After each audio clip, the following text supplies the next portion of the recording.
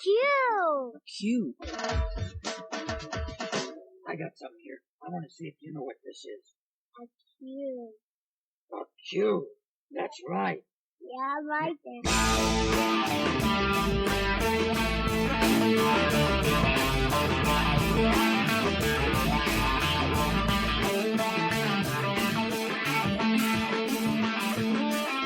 Hello and welcome from deep inside the nervous hospital that is Jolly Roger's studio.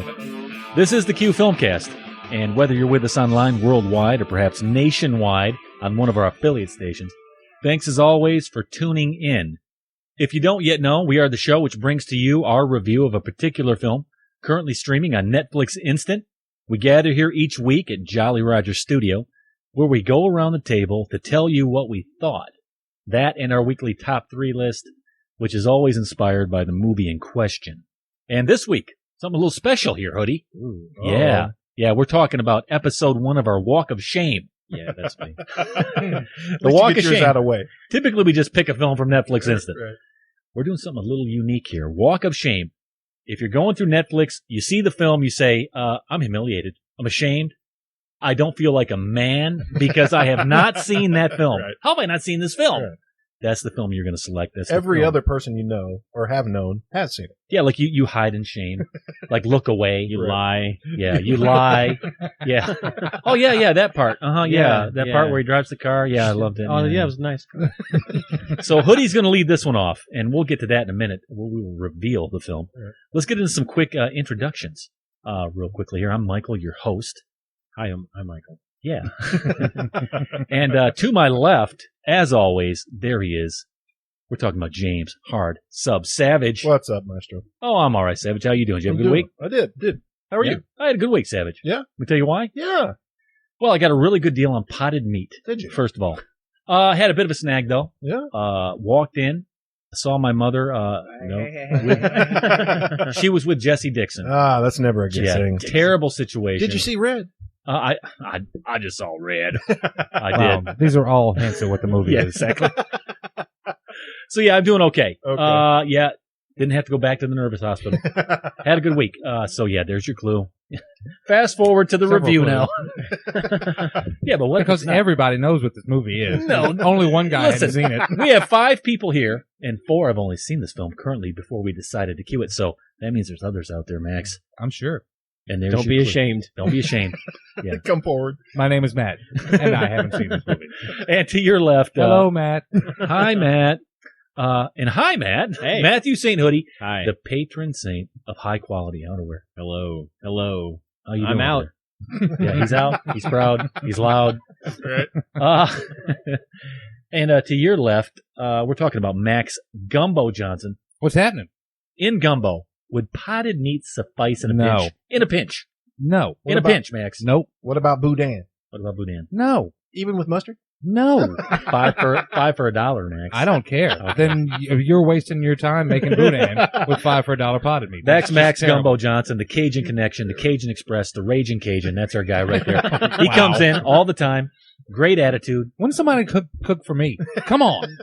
I'll bring you some potted meat. No. $5 for $1. I could have fed y'all for $1 tonight. I said cook. Oh, okay. Well, let's see who's cooking over there behind the producing cube, and that is our producer, Adam the Bomb Rogers, the greatest producer in the history of this Q Filmcast. History. And here it comes. What you got? Hi. That's all we need. Yeah. Let's talk about the film in question. Let's do that right now. Let's reveal that. This is our Walk of Shame. I'm ashamed to say I have not seen what? Sling Blade. It's Sling Blade. Sling Blade, Yeah, absolutely. And you haven't seen this film, 1996. How have you not seen this film? Do you have electricity at your house? That's mean. Are you Amish? That's meaner. No, actually. You know, Oh, my life is full of films like this. So yeah, interesting pick, man. It's on Netflix. You want to queue it up and see what the fuss is. Right. No, I didn't. We're It's the doing name the of the shame.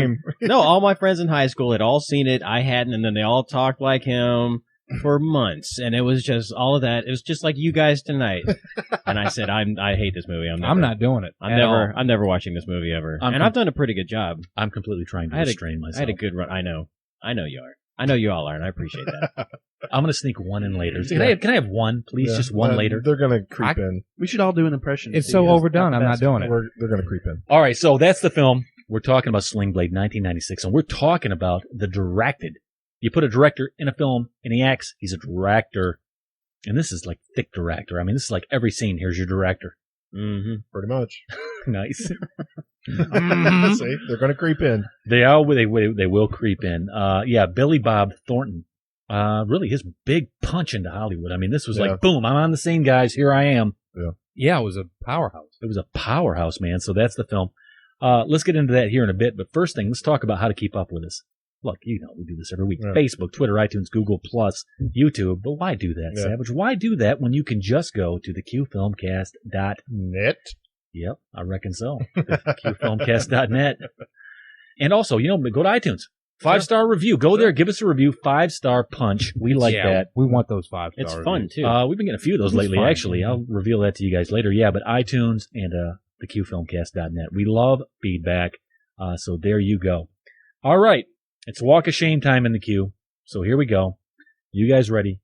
Cue up the conversation. Sling Blade, 1996, directed by Billy Bob Thornton.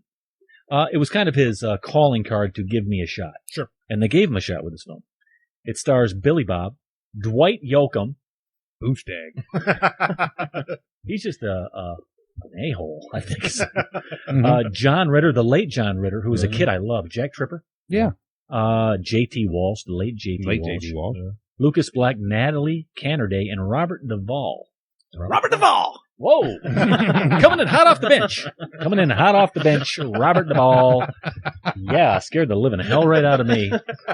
Scared the biscuits and mustard right out of me, man. Inspired our top 3. They also inspired top 3 producer. You know that, don't you? I do. Yeah, and what did this inspire? Why don't you tell the audience what this inspired? Top 3 what? Characters who had it coming. How's that? Yeah, I didn't have my notes. I set that on the tee. I polished it. I put the bat in your hand. You And I sit on said- a tee and put a bat in his hand? Yeah, again, it's T-ball. Oh. Inspires our top 3 film characters who had it coming. Had it coming? Coming. And let's talk about what the critics gave this film. Let's do this. IMDb. And I'm going to defer to Matthew St. Hoodie, the patron saint of quality outerwear. 8.4. Oh, you're close in the margin of error. What is it? 8.1. No, not bad. Look at that. Right.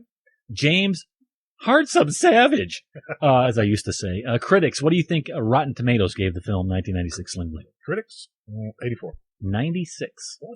Whoa. Oh, yeah, Awesome. 96. Critics loving it. It's No no 100%, but it's up there. No, It's up there. It's no Anatomy anatomy of a of a murder. That's right. It's no anatomy of a murder. I mean, you're splitting hairs. You couldn't split them with a lawnmower blade, but Yeah. you could split them. With a Kaiser Users. Blade. I was going to ask you, producer, but sit back there in your producing cube. You already know the answer. You already know the answer. You're looking at it. But I'm going to ask. it on the screen. I'm not going to look. Don't look, Gumbo. Users, Sling Blade. What did they give it? Rotten Critics Tomatoes. gave it 96, 91. 93. God, you guys are good tonight. I want to get into a bit of a synopsis. I will not do it in Carl's voice. Thank you. But God, do I want to, but I won't. Because I could. I was worried about that. Oh, you know what I want to do? I have this whole thing worked in my brain where Carl and Bane from Batman get into a Don't fight. do it. Don't You've do done it before, I'm Oh, sure. I did it on the way You did it here. on the way here, yeah. I'm telling you, it's funny. You know? Yeah, so you worked for the League of Shadows, where I worked for Bill Cox's outfit. Okay. Let's get into this and just forget what I said. Sling Blade marked the directorial debut of country singer turned actor Billy Bob Thornton, who also authored the script. Thornton plays Karl Childers, a mildly retarded man. Mildly? Which I don't think he was. Never mind. A mildly retarded man who spent most of his life in a mental institution. When Karl was a boy, he was severely mistreated by his abusive father, played by Robert Duvall. At age 12, Karl found his mother having intercourse with a man who tormented him endlessly. Karl snaps, flies into a homicidal rage, and kills both individuals by decapitating them with a sling blade. Years later, as a middle-aged man, Karl is deemed harmless to society and released from the mental institution where he resides. Karl says he's learned the lesson and adds, "I reckon I ain't got no need to kill no one." He returns home, where he's befriended by Frank, played by Lucas Black, the son of a widowed mother who sees the eccentric but open-hearted Karl as a kindred spirit. Karl also gets a job at a fix-it shop and resides in the back room until Frank's mother, Linda, takes a liking to Karl and lets him stay with them in their garage. However, Karl soon meets Doyle, played by Dwight Yoakam, who's Linda's boyfriend, a sadistically cruel, narrow-minded drunk. who tosses casual abuses at Frank, treats Linda like dirt, and mocks Karl endlessly. Before long, Karl begins to question for what purpose he is best served and whether or not he should sacrifice himself for what he sees as the higher good. The film also stars the late John Ritter, one of Thornton's real-life best friends, as the mild-mannered homosexual who works in the neighborhood dollar store, often giving Karl a great deal on potted meat. So there you go. That sounds so terrible in the description you gave of Vaughn. What? I mean, there's nothing well, wrong. you said he's homosexual and he gives Karl a great deal on potted meat. Let me tell you something. Wow, that's bad. If I came in here and said there's a very nice mild-mannered homosexual man at the dollar store giving me a great deal on potted meat, that's not a bad thing, Max. The connotation is there. It's I don't know. Too much detail, I think. Okay, whatever. Somebody taught you that language, didn't they? I reckon. I reckon the one man was from Arkansas. But listen, here's a trailer right here. We're talking about Sling Blade 1996. We'll come back in a minute and tell you what we thought of this one. Here you go. Well, I reckon what you just want to know is what I'm doing in here. I killed some folks quite a while back. They told me I'm well from it now. Why are you letting him out? He's free. His time's up. That's the rules. After 25 years, Karl Childers is coming back to his hometown. Carl, see if you can figure out what's wrong with this thing. Won't crank up and everything seems to be put together, right? It ain't got no gas in it. Finding a friendship he never had. My name's Frank Wheatley. What's your name? Carl's my name. Who's that strange-looking man behind you? That's Carl. I met him at the laundromat. Nice to meet you, Carl. And a family he has always wanted. Mama said you can stay over with us. I like the way you talk. Well, I like the way you talk. Just how retarded are you? Stop it, though. Mama has a boyfriend. He threatened to kill her if she ever left him. And you're gonna learn to live by my rules. Doyle is a monster. But when the darkness comes back into his life, He's mean to you and your mama. he's forced to make a decision he hasn't had to make in 25 years. I'm gonna kill you deader than a doornail.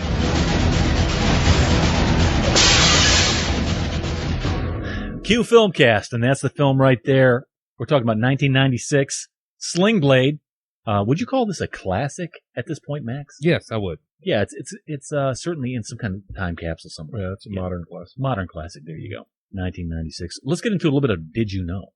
A little Right. bit of facts about the film. Mhm.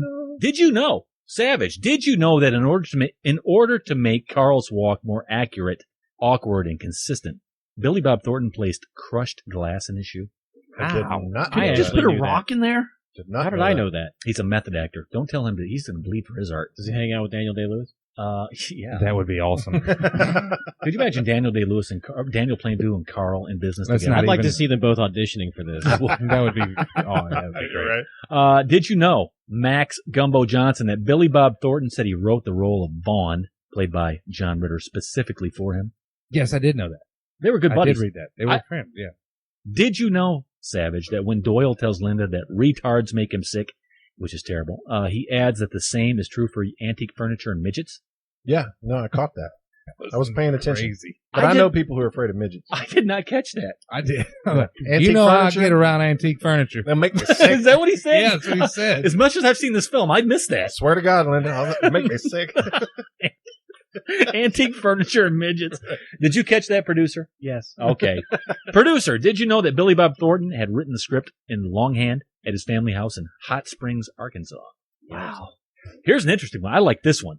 I'm going to blow your minds. Did you know that fellow independent filmmaker Jim Jarmusch appears as the Frosty Cream worker in the beginning? I knew I recognized I that did know guy. that. I could not place him at all. But That's yeah. Jim Jarmusch. Yeah. Okay. Don't you remember that? Yeah, I do. I was do like, now. I know this guy. How do Yeah. I know this guy? But I couldn't Yeah, place it's him. the what you got It's for a young, sale in it's there? a young Jim Yeah. Jarmusch. Yeah, young Jim Jarmusch, yeah. Yeah. A little bit gray in his hair.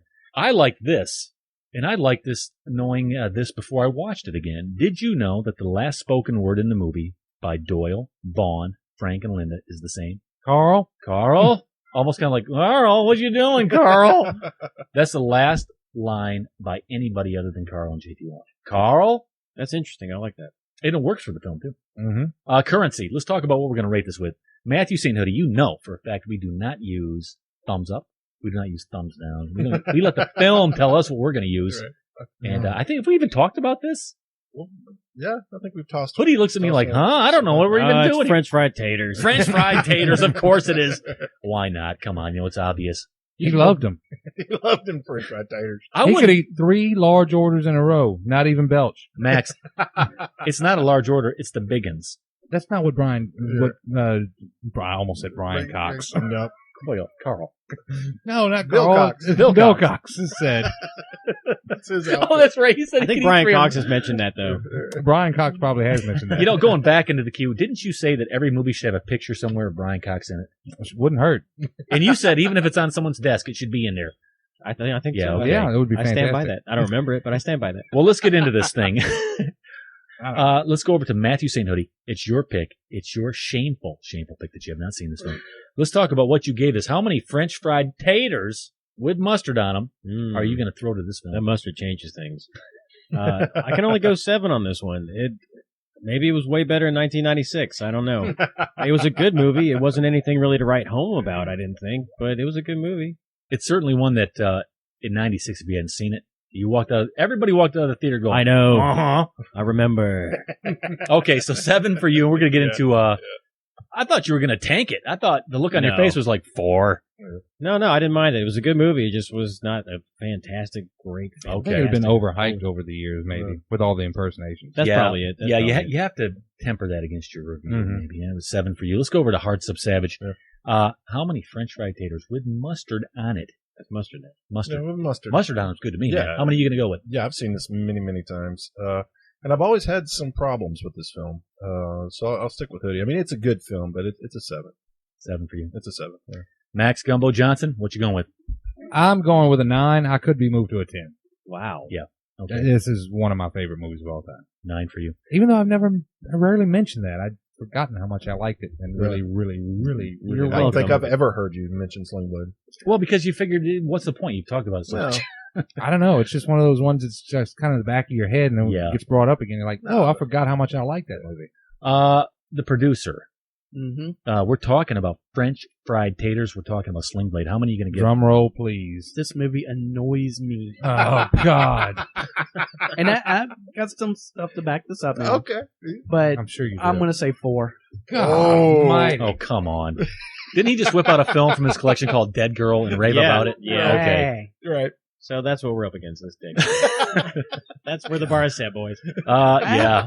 There's a lot of things that annoy me about this movie. You're going to get a chance. You're going to get a chance. Like the good script and the good acting. Actually, it's not a good script. And the music was good. we'll That get is into so it. annoying. We'll get into it. Adam, I'm going to give you the floor for an extended period of time. I want to hear about that. Yeah, I want. All right, so it's up to me, right? Yeah. I'm going to get through this real quick. Let me tell you what. I don't want the fact that I've seen this film so many times to tamper my review of it. I was really curious to say, okay, as a critic, I'm going to watch this film for like the 18th time, 20th time.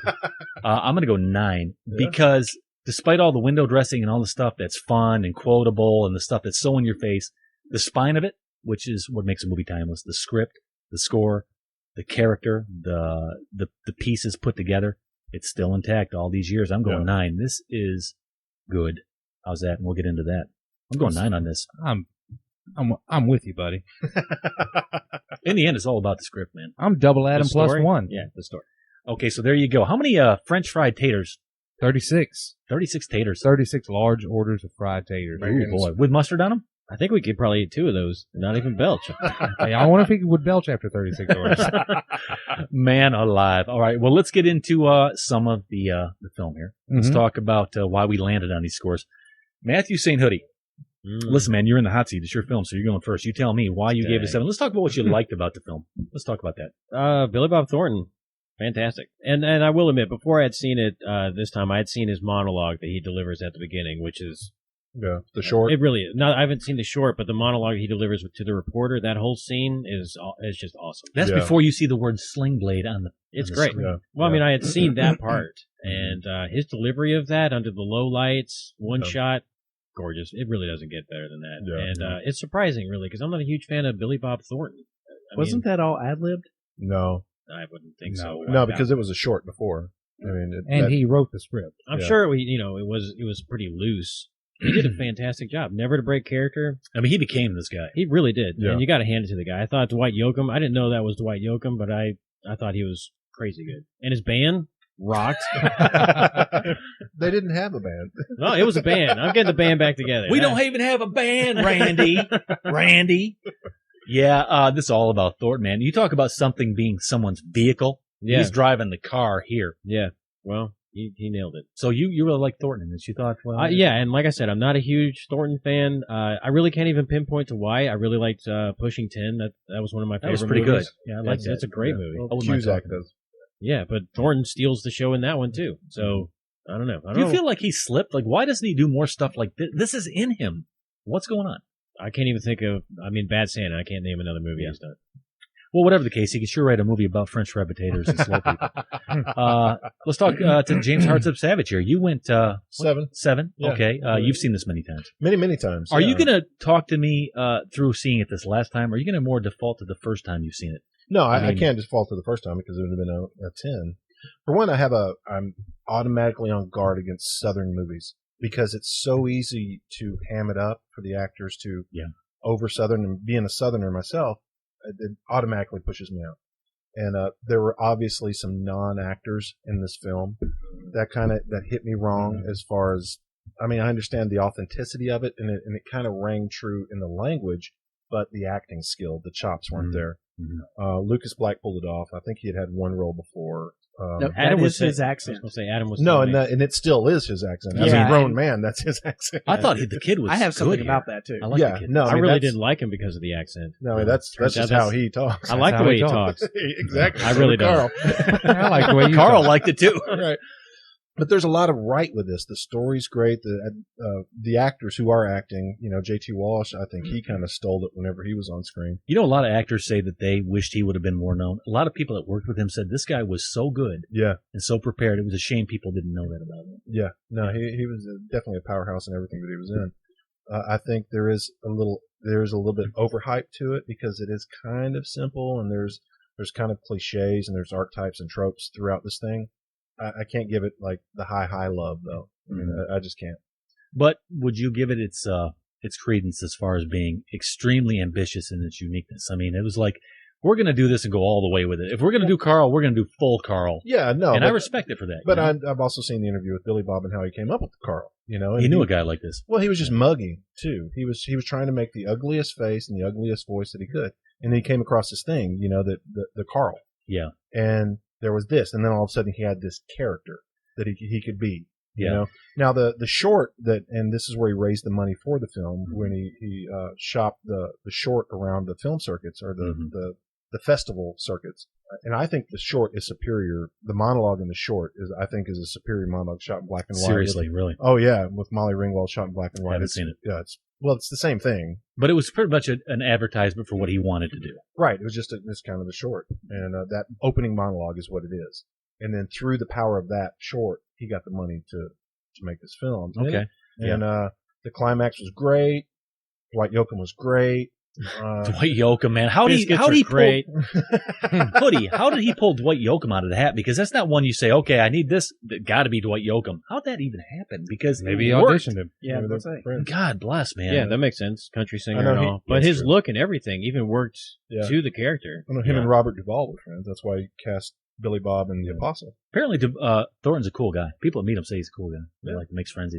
Let's go to Max Gumbo Johnson. What do you like about this film? What got you up there to 9? Because you've seen it a lot of times, many times. I was wondering if it would rub off some of the luster a bit, but apparently not. No. I remember watching it the other night. I was like, I remember seeing this the first time at the theater, and the girl I was going out with at the time got mad at me. She says, "Oh, you went to see Sling Blade with me?" I said, "Hey, no problem. I'll go see it again. No problem." And enjoyed it just as much the next time I saw it. In fact, probably enjoyed it more. Yeah. Saw it a few times through the years. Hadn't seen it in a while. Really picked up on a lot more this time. Watching it, revisiting it. Stuff that, on initial viewing, you really don't think about. You're just kind of watching it casually. I did too, actually. And then you watch it after a few years, and you're like, well, let me really pay attention to some of the little things here. Well, I did anyway. I picked up on a lot of ambiguity in these characters, especially Carl. Yeah. Mostly Carl. Yeah. Because you can't say he was a bad guy. But at the end, you can't say he was really a good guy either. I think he was a good guy. I was wondering, you go back, is he doing this for selfish reasons? No, he's saving Frank. But he wants to go back to But the he wants to go Institute. back to the Institute, Right. too. But I think it served a dual purpose. Well, I can do some good, and I can go back to the Institute. Okay, but And Max, if you've not seen this is a spoiler alert. He kills Doyle. with a lawnmower blade. But let me ask you this though: as he's weighing things out, what's the good, what's the bad? He literally weighed it out like, okay, this is better this way. But there's a For third. everybody, you know. There's a third tier on that too, because it shows that he actually does go through a thought process. Yeah, Exactly. he goes through it. Yeah, that was because my it's thinking. almost established, like when he's at the dinner with John Ritter, and he's Mhm. like, "I want to know what you're thinking right now. You're in such deep thought. What are you thinking?" And he's like, "I need some biscuits." Yeah. You know, so it's I like, wonder oh, if you this got guy some more doesn't of that have. potted meat. Yeah, this guy doesn't have two thoughts going on in his head that can stick together.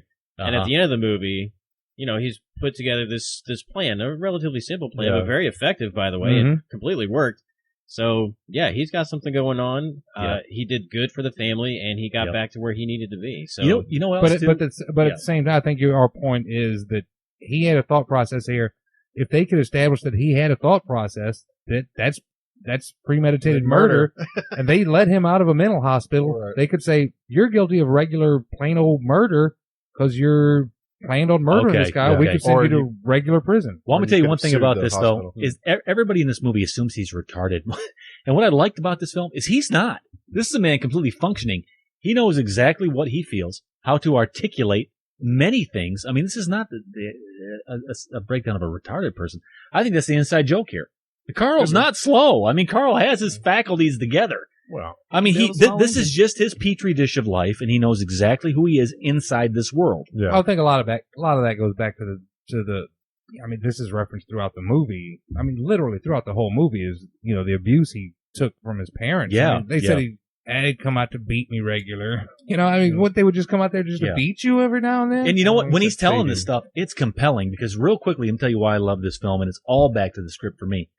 Like you, Gumbo, I've seen this many, many times, but this time, you talk about an efficient script. Mhm. I mean, before, to back Hoodie up on that great opening sequence, before you see the word Sling Blade on the screen, I know who he is. I know his backstory. Yep. I know where he's going.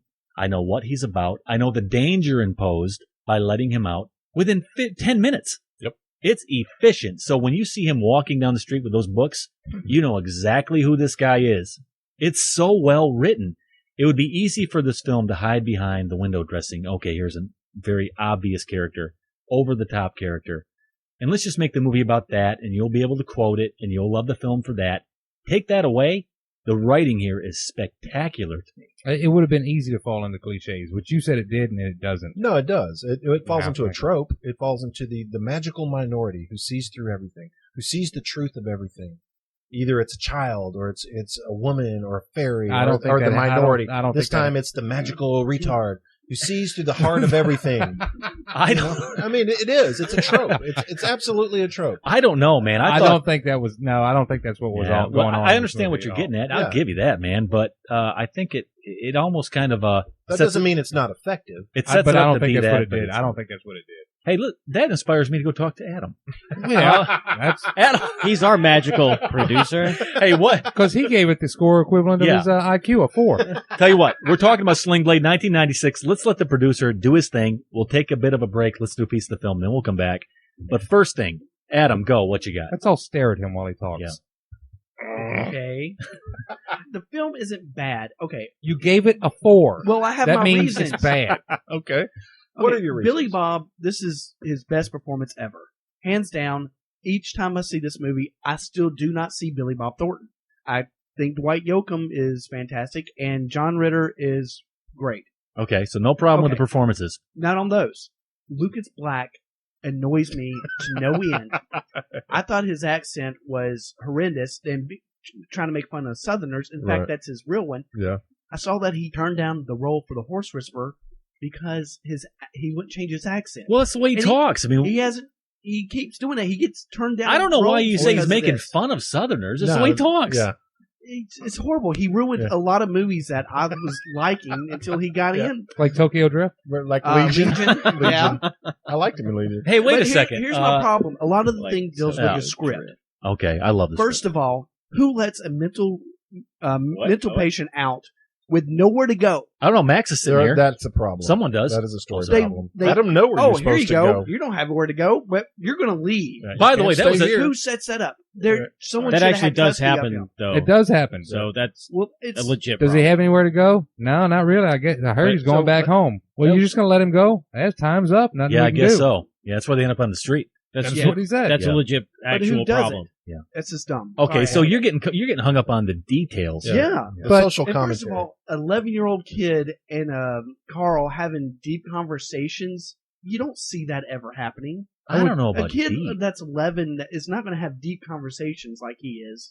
Well, he's with in a lot of this. pain. How deep were they, though? It was more like, I hate that son of a bitch. No. I mean, it he really went wasn't through like his deep dad and conversation. all No, this stuff. that boy lives in his own heart. And you Yeah. never That's saw a mighty them big place. You only saw them having fun one time to where they look like they're friends. But they They like had the way each fun all other the time. talked.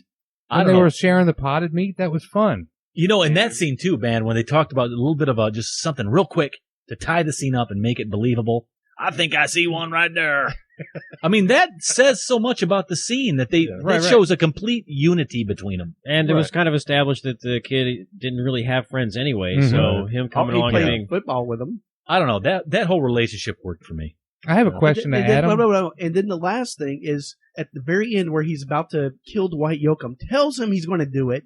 30 seconds before he does it, and Dwight Yoakam just sits there. Yes, Even I though loved he's got it. his sling blade in his hand, he just Loved sits it. there. he's got a Lawnmower blade. Thank Lawnmower blade. Let's get Who into that in a just bit. sits there? Listen, It's just called lawnmower blade. Stupid. when we get into scenes, I want to talk about that because I love think that. that works. The fact that I do he too. had him pinned down and Yoakam knew it. No, but- he didn't. He could have got up and walked away. No. He was because- too pompous. Let me tell you why. Because at that point, you knew who Doyle was, and Doyle would never get up and walk away. Doyle wasn't backing down from this Doyle's guy. not going Doyle to do could have that. put his hand up and grabbed the sling blade or the lawnmower Yeah. blade and swung Yeah. back. Oh, what- Doyle, oh, God. Doyle What? is Yeah. such Oh. Doyle is such an a-hole. He's going to sit right there and make him leave. Did you have a question He for did, Adam? Max? no, he didn't believe that he was going to do it. He didn't think he was going to do it. He was Yeah, like, right. He Yeah, had even it when he in raised his hand, hand, he's like, stood up crunch. for like 10 seconds, was like, I'm going to do it. All right, you know what we need to do? Let's. well, hold on. I had Go a ahead, quick go ahead. question for Adam. Yeah. You gave it a 4.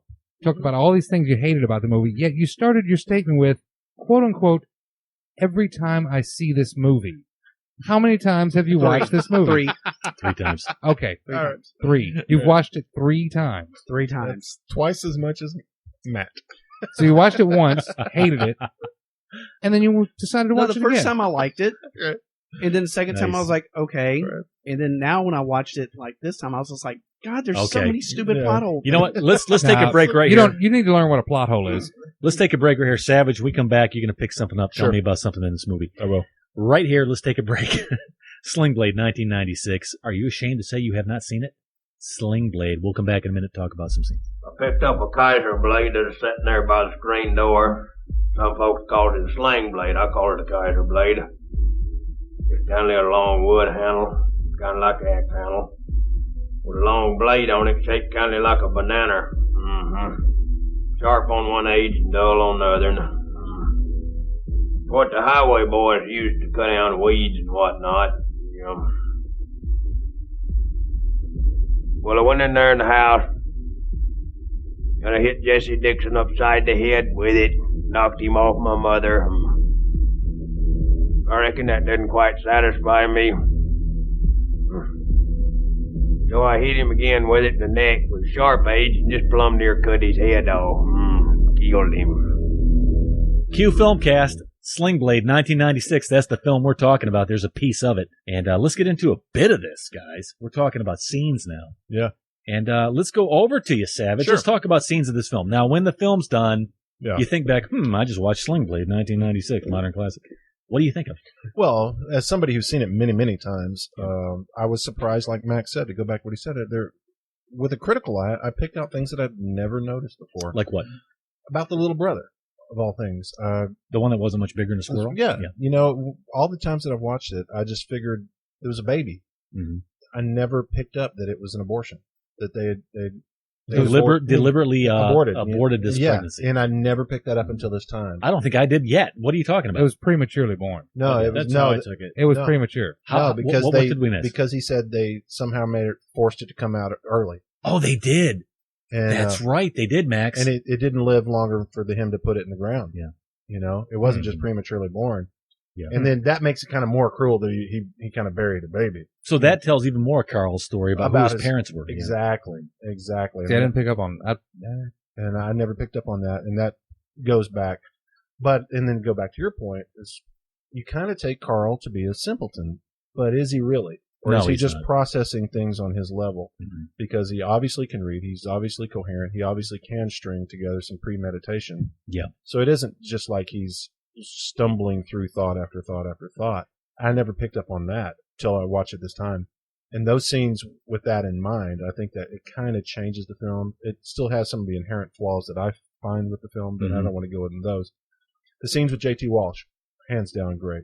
The scenes with Dwight Yoakam, every one of them, he steals every scene he's in, except for the one where Lucas Black is throwing everything. You didn't like that? No, I was going to say, I love that. I love that. No, we could talk about scenes all day, but I think there's some little subversive things in here that it takes many, many watches to pick up on. Yeah, I think so too. I mean, it's not one that loses its luster. No. After several viewings, you find yourself picking up more stuff. Yeah. Like, for example, for me, I think that Karl is in no way is he slow. I think that his first 13 years, all he had was access to this kind of person, this kind of language. He gets shipped off to the mental institution. He's doing very well with everything he's been given. He hasn't been given much. No. But, I mean, he knows exactly how people feel. He knows how to navigate in between people emotionally. I don't see him as slow or retarded. I think that's what you pick up on more and more as you watch these. Would you say he's more damaged? He's just more damaged, but I think he's very deep. I think John Ritter had it right. Well, it could be some autism stuff, borderline autism or something. I don't think that's it. I think it was the abuse. Yeah, I mean, there's definitely some social disorder. He literally might have brain damage. Yeah, there's some social disorder, because it takes to the middle of the film where he actually looks somebody in the eye for the first time. And I think that's with the woman who brought him the flowers, where he's like he's. No, she was slow. Blisters can hurt. Yeah, she was. That was just awkwardness. That wasn't a disorder. That was hard for him to say. I mean, it was like you could tell that that's all he had. Yeah, But he had the eye contact and he was willing to do that. So in that way, I mean, he's not a normal guy. No, he's not normal, but I don't think he's unable to process. I think he's very much aware of who he is. Whatever. But you want to move over to Matthew St. Hoodie. It's your film, man. You queued it up. Talk about some scenes. What do you got? Yeah, the throwing thing scene, that was my favorite. Yeah. That was your favorite scene? It was probably the monologue was my favorite. The end, probably second favorite. And then, that was the one I want to talk about. And I just thought that was fantastic. Yeah. I hate that I use the word fantastic so much. You didn't use juxtaposition, so. Oh, I like juxtaposition. You're talking about the scene where Lucas Black goes crazy on Dwight Yoakam. Just starts, because that's all he can do is throw stuff at him. Right. And he's relentless with it. Just keeps throwing. Mm-hmm. And he really does break Yoakam down with that. Right, puts him on the ground. It was. But the build up to that for the end of the party scene, the end of the party that led. Right, but my favorite part is that Billy Bob Thornton just sat on the couch, just stared, didn't break. I was staring at him the whole time. I actually rewound it and just watched him. Like, wow, that was great. Yeah, all that intertwined between him and Yoakam and Karl. You knew something was brewing, didn't you? Yeah, you did. Yeah, about it. Yeah, but Yoakam kind of stole that too. Yeah, he kind of stole that too. I love Doyle in this film. I'm sorry, but as a character, as an essential part of this film, what a great piece that is. What do you think, Max? Well, going back to the part where he was sitting on the sofa while he was throwing all the stuff at him. I can't remember if it was that same scene that was during the party scene where Dwight Yoakam was going crazy or anything. But there was a scene where Karl was all the way on the right side of the screen and everybody else was all the way on the left side of the screen. And he was just sitting there listening to everything that was going on. And it's like, he's just so far set aside as an observer of all of this stuff. And he's just taking it all in. He doesn't say anything. Right. He's never seen anything like it. Well, no, he has. Mm-hmm. He's seen his mom and dad act this way. Maybe. With him.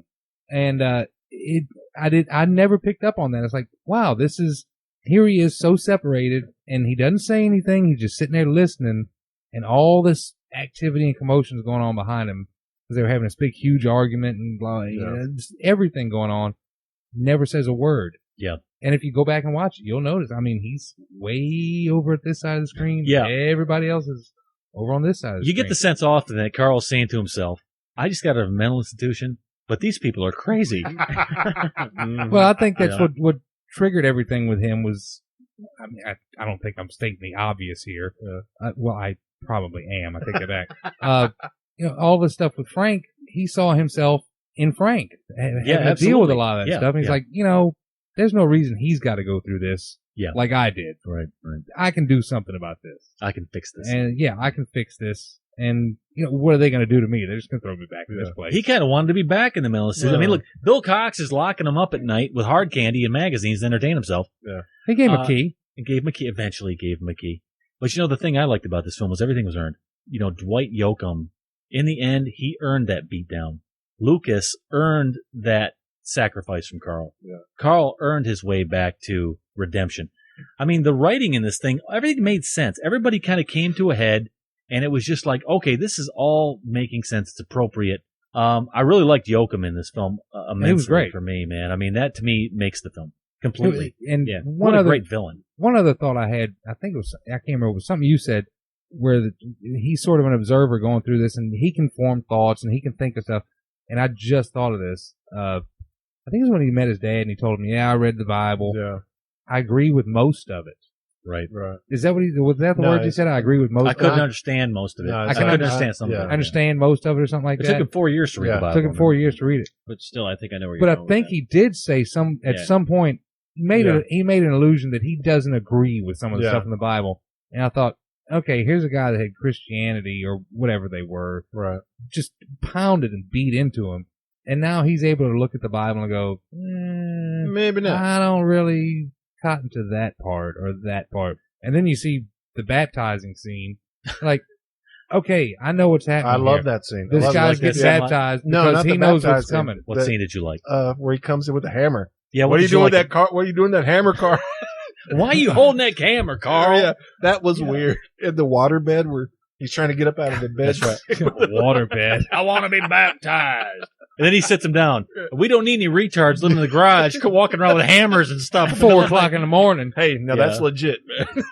Yeah. One scene my favorite scene, well, I'm going to say one of my favorite scenes, I loved Doyle getting the band back together. I loved it. That was fantastic. He says, damn it, Linda, I'm going to eat this chicken champ, but I'm going to get the band back together. Yeah. Right now? Yeah, right now. And he gets the band back. Go get my guitar. And that's when you find out. Now? Yeah, right now. Go help your mama. How salacious. He's so salacious. He just is such a narcissist and a control freak. And that really sets the tone for, okay, you know what?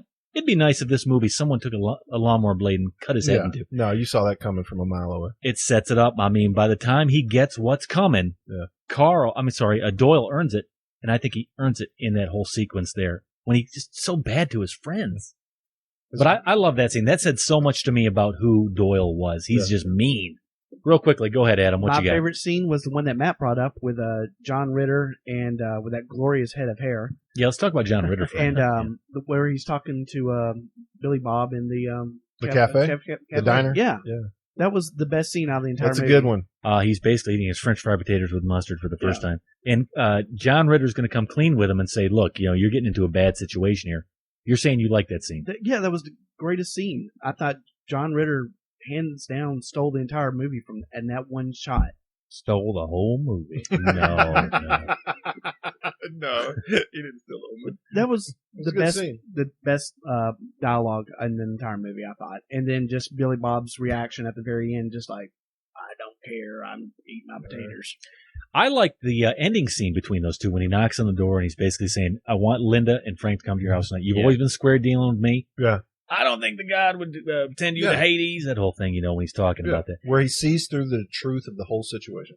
And, to me, it's like, okay, look, you think I'm retarded. I know exactly what's going on here. And then he makes the eye contact again, the strong eye contact again. So he's already crossed the threshold. Yeah, he's almost staring John Ritter down, saying, he is staring him down. I am on your level. You see me as inadequate. Mm-hmm. I'm right there with you. And you've always been square dealing with me. I want you to take care of these people.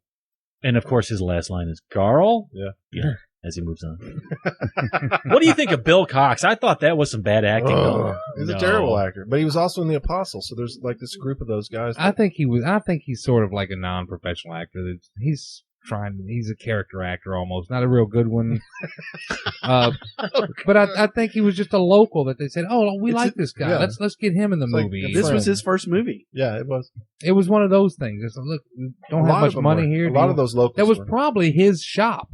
It probably was. And they said, hey, could you do this? And I said, yeah, okay, yeah, it's good enough. We'll let you use it. I don't think it's been in some great movies, though. I don't think it damaged the film any, though. It kind of made it, like, somewhat charming, I guess. Yeah. You know? He's no popping and a locking and Joe, but I'll give him some cred.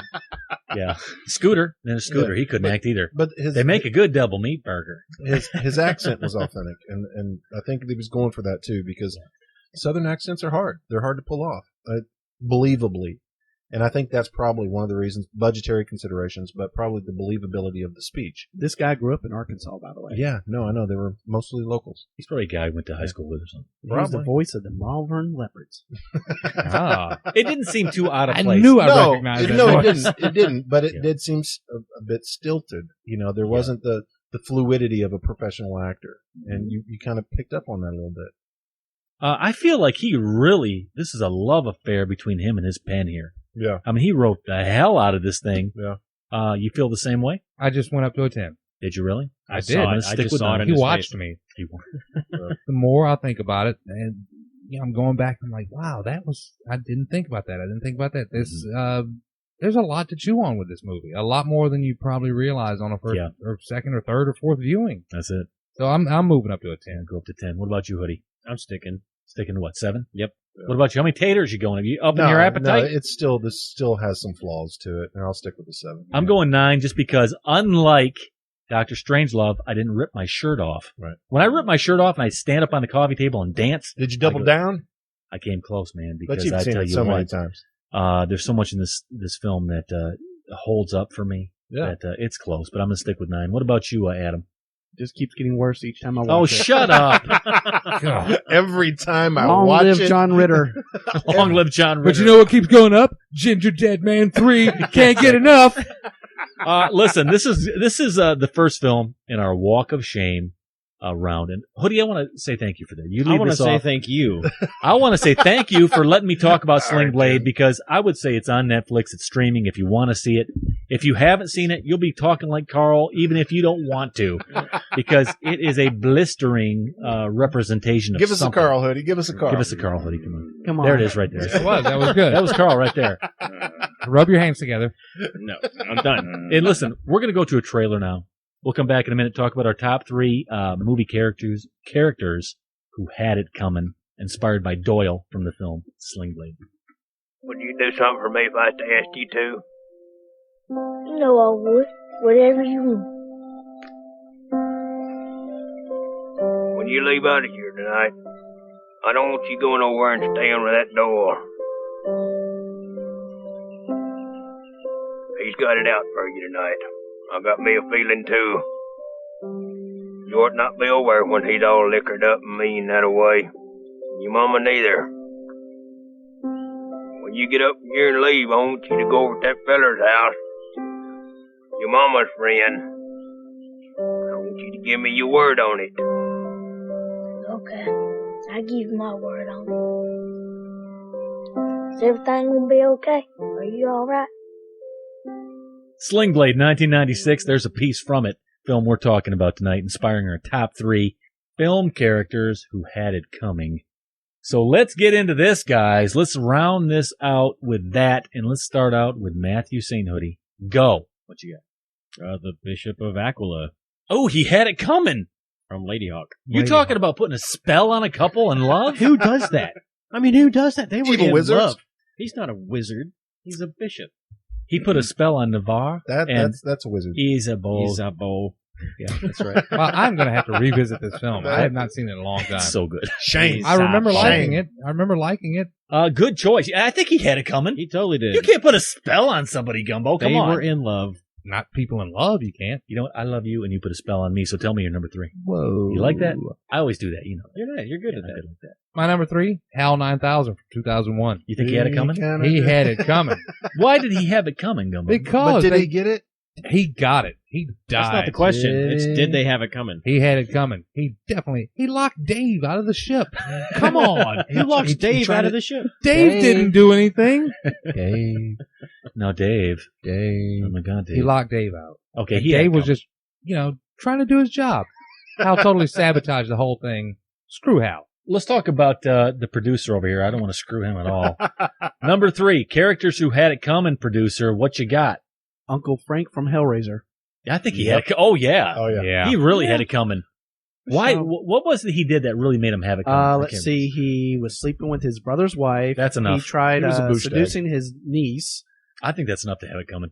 He And deserved it. what came to him, by the way? Did he get eaten up by the hell creature? No. I can't remember. Oh, and he skinned his brother, and My Yeah, God. the eternal lust that he could never achieve. My yeah. God, he did have it coming. They totally Yeah. grabbed him with those hooks and tore him apart. And he said, right. Jesus wept. That's right. Ooh, that's good. I have a bit of a theme with mine. You know what Yeah. I'm doing mine? No.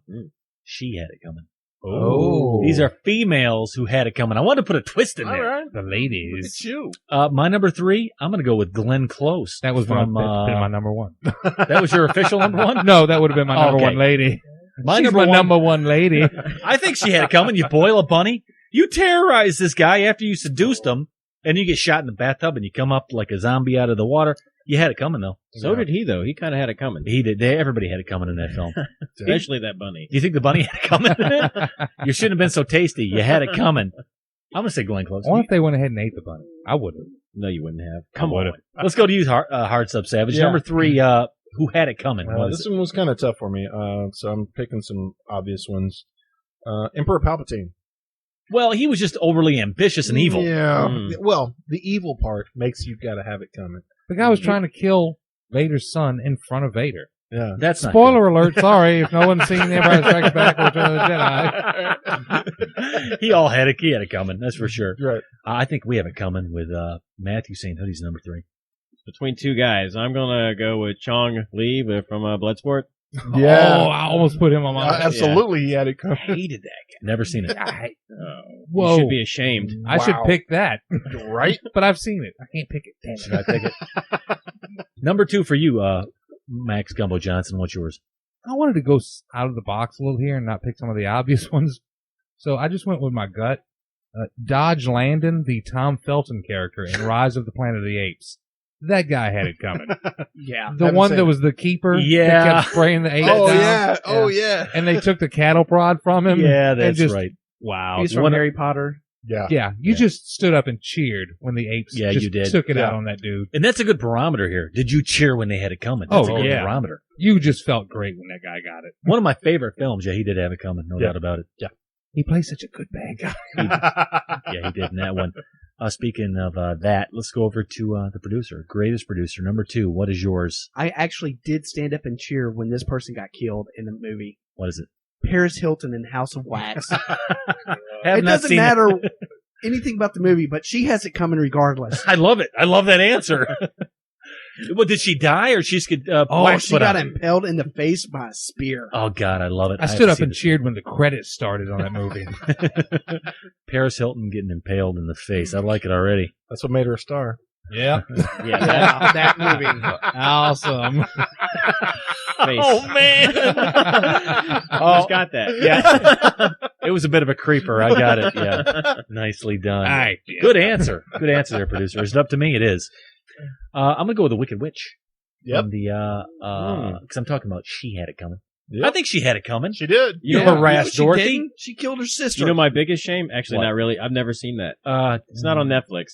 I don't think. Maybe it's How in have the you kids never section. seen that? Oh, yeah, you know. If it ever comes on, I'm going to pick it. I'm not going to watch it. The Wizard You of have Oz. to. Why No, wouldn't you watch it? It's a point of pride. I guess so. That makes sense. Yeah. I've never seen Passion of the Christ. Won't Me watch it. neither. If you've gone that far, you might as well go the distance, right? So Since if you pick it- 1929. I'm saying it now. I'm not watching. But I'm going to tell you right now, when she was melting, she had it coming. Yeah, haven't you seen the Sam Raimi movie? No, I've not. I No, wouldn't we're mind talking seeing about the Wizard of Oz here. We're not- No, we're never mind. it. Number 2, Savage, what you have. Father Lewis from Pet Sematary. Really? Yeah, because okay, you put the cat in there, Yeah. comes back weird. You put your kid in there, comes back weird. You put your wife in there, she comes back weird. How'd he end up getting what was coming? His wife killed him. Oh, is that what happened? I can't remember the film too much. I watched it. I can't remember it. He had it coming. It was a selfishness. It Exactly. was like a His dad. love. I've just realized Pet Sematary is a Shakespeare play. Aren't they all? Yeah, most everything is. Aren't they all? Matthew St. Pride brought him down. Up to number 1. So we're talking about Sling Blade. We're talking about top 3 characters Yeah. that had it coming. We're up to number 1s now. Go ahead. What you got? There will be blood. Eli He did have it coming. Absolutely. Yeah. had it. What a coming. worm. Wait, do you think he had it coming to getting beaten with a bowling He pin? had it. Yeah. Coming. Oh yeah. Okay. Daniel? Did you cheer when he beat him? I did. Absolutely. I cheered more when he beat him down in the mud. It's all about the I cheer. still cheered. It really didn't matter. Just every time he got smacked around, I was on board. Good answer. He with did. you. He had it coming. He really earned did. that beatdown. Yeah, absolutely. What about you, Max Gumbo Johnson? We're talking about number ones. What you got? I doubt anyone will have thought of this, but Charlie Prince, the Ben Foster character in 3:10 to Yuma. Nope. Yep. Oh. Have you seen this film? Yeah, I have. But It's I a good movie. Absolutely Which one? hated. Good movie. It was his It was Russell Crowe's second-hand guy. Yeah. Absolutely Oh, that hated him. And when Russell Crowe shot him, I was like, yes! That's it. Yes!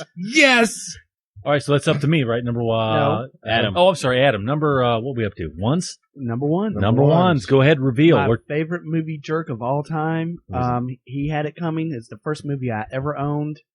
Captain Rhodes from Day of the Dead. I know it. I don't know the exact guy, though. No. Why did he have it coming? He was a jerk. Was he the guy? He was the guy that got ripped apart at the very end. Oh, yeah. But he was the military. He said, "Oh, it's Yeah, the he was the military military. operation," and he was going against the scientists. Okay, yeah, the military guy. Yeah, He was a jerk. he was a boostag. Yeah. A booshtag, yeah, to revisit another phrase. Up to me now, number ones? Yep. Okay, my number one. I'm going to go with Nurse Ratched.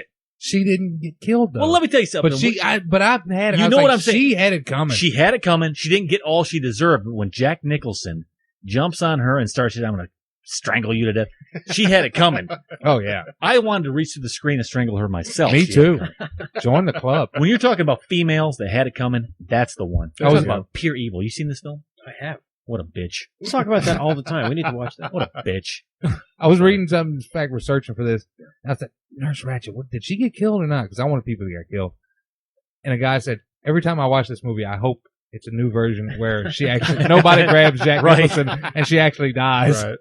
Right. Savage, we up to number ones here? Round What you it got? out. Round What it you got? out. Carter Burke, Aliens. Oh, yeah. Oh, he had it coming so bad. You know what I like about this? It's a booshtag that had it coming. There you That's what go. I like about it. Oh, yeah. You can intertwine those two. Yeah. Carter Burke. It just sickens me. So with that's with his hipster jacket. Yeah. so that's going to end it right there, isn't it? Number one for you, and that Yeah. rounds it out. We're talking about top 3 characters who had it coming. This could go. We could do a top 10. Yeah. The more I think about it. Put this out on Twitter, as I always do. I had a few come back. I'm going to read out some of my favorites here. I like this one. Kevin Dillon, my man, Kevin Dillon, He always- 316. Yeah. I don't care. I like the answer. Marsha Gay Harden as the Bible thumper in Mist. Oh, Did you see this? Yeah. I read the She had it coming. She had it. You know, I could have used that because I did females. Yeah. There you I go. could have used that. They should have lifted Kevin Dillon's. No, thunder. that's the Kevin Dillon's. Oh, answer. yeah. You're right. hated her. How about this one? Chris Allen Gubats at CARV Gubats says Alonzo Harrison Training Day. Oh, Oh, yes. yeah. He had it coming. This guy truly had it coming, and that is John Cowden. At John Cowden says, how about Zen in Pulp Fiction? Oh, it's Zed. Zed. Zed. I'm Zed. sorry, Zed in Pulp And Fiction. Zed's dead, baby. Yeah. He Zed, definitely I mean, had it come coming. on. He Yeah. had it coming. You can't do that. Right. Bobby H. Yep. at Kid Minneapolis says Paul Reiser is Carter Burke and Aliens. That's Yeah, right. So there you go. There's your Twitter shout out. Let's get on with this one, guys. We're talking about next week's show. Producer, produce it. What's the answer? As much as I love this guy, I cannot believe I've never seen this movie. Mel Brooks' High Anxiety. Wow. What? I've never High seen it. Anxiety. Shame. I have not seen it in so Shame long on you, that sir. it feels like I've never seen it. Partial Shame on you, sir. I've seen I've every seen single it. thing else, but not this one. You know been what? years. I like the answer. Me too. High Oh, yeah. Anxiety. Next week, Mel, I almost said Mel That Gibson. might be the best movie you've ever picked. Yeah, it might be. I have the soundtrack on LP. Would you like me to bring it in so we can play it? You looking forward to seeing that, Max? Well, We're actually, he talking picked about- Harold and Maude. He just didn't like The it. only scene I remember was the pigeons. So that's next week, guys. We're talking about High Anxiety. We're going to talk some Mel Brooks. And looking forward to that. And that's where this one ends. Sling Blade 1996, top 3 characters who had it coming. As always, thank you for tuning into The Q. If you'd like to offer your thoughts on this film that we just discussed, or I don't care, anything for that matter, you go to theqfilmcast.net. Join us again next week. Going to cue it up, knock it down, High Anxiety. And until then, we're going to cue it. We're going to review it. And until then, however it is you say, French fried potatoes. I like